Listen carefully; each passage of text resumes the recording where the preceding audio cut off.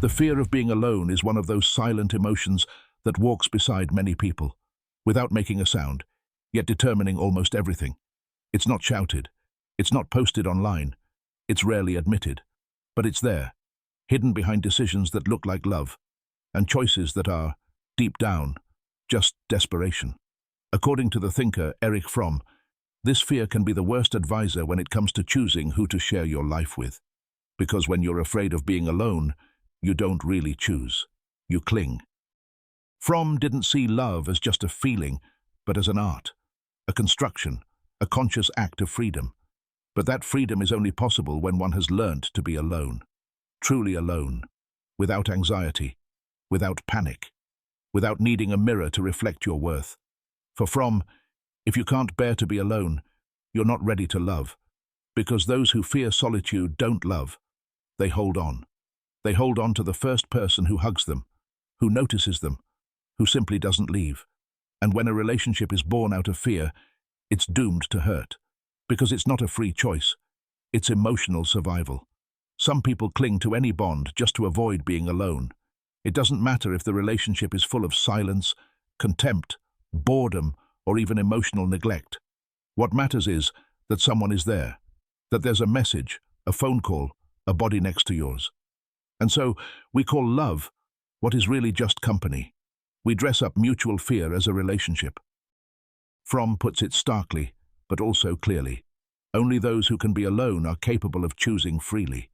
Only those who've learnt to sit with themselves without running away can look at others without demanding, because they're no longer looking for someone to complete them, but for someone to share wholeness with. They no longer grab onto others as if they're lifeboats, but embrace them as companions. When the fear of solitude fades, so does the urgency, and when urgency disappears, true desire finally appears. But this learning isn't easy, nor is it quick. We grow up in a culture that stigmatizes solitude, that sees it as a failure.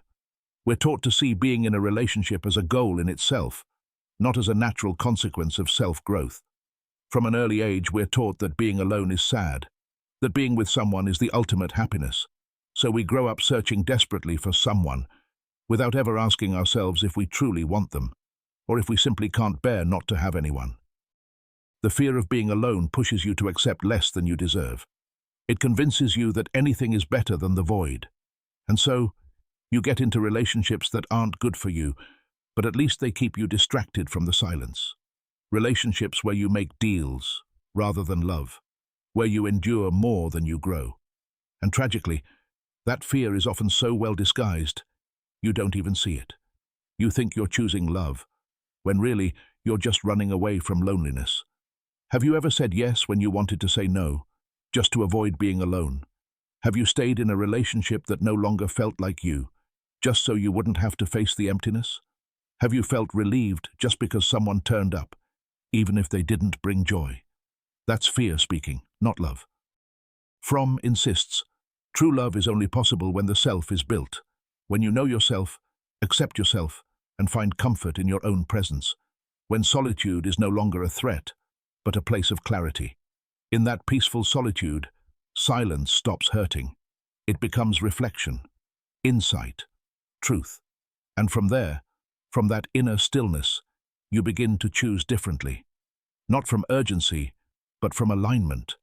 Not from emotional hunger, but from authentic desire. People who've made peace with being alone no longer settle for emotional crumbs. They don't accept lukewarm love or half-hearted presence. They don't idealize. They don't cling out of fear. They're capable of waiting, of being with someone without losing themselves, because they're no longer looking for a rescuer, they're looking for a partner. And when they choose, they do it calmly, consciously, from wholeness, not to fill a gap, but to build something real. Not so someone gives their life meaning, but to share the meaning they've already found. And when a choice is made freely, it changes everything. Love born out of fear is fragile.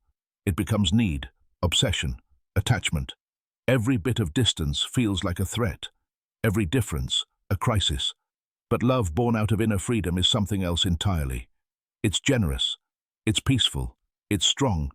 It doesn't try to possess, but to share. It doesn't demand. It embraces. It doesn't seek to fill. you both grow. The fear of being alone can make you choose from emptiness. It can tie you to someone who doesn't see you, doesn't care for you, doesn't truly love you, because all that matters is not being alone. But eventually, truth shows itself.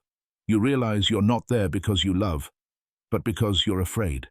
And though that's painful, it's also the beginning of freedom. Fromm invites us to look inward, with fierce honesty. What makes you stay in a relationship? What part of you is so terrified of silence that you'd rather be uncomfortable than alone? What story have you been told about being alone that's now stopping you from choosing freely? The answer isn't always easy, but it's essential. Because once you stop fearing solitude, everything changes. You no longer need someone else to feel worthy. You no longer chase after connections that drain you. You no longer rush to fill every quiet space. And then, when someone truly worthwhile appears, you don't need them. You choose them. And that makes all the difference. Being alone isn't the problem. The problem is not knowing how to be. Because if you can't be with yourself, you'll always be chasing someone else to escape from you. And if you're always running, you'll never find yourself. Fromm knew it well. Love isn't for those who are afraid. It's for those who have courage. The courage to be with themselves. The courage to say no. The courage to wait. The courage to love without clinging. Only from that place of freedom can real love begin.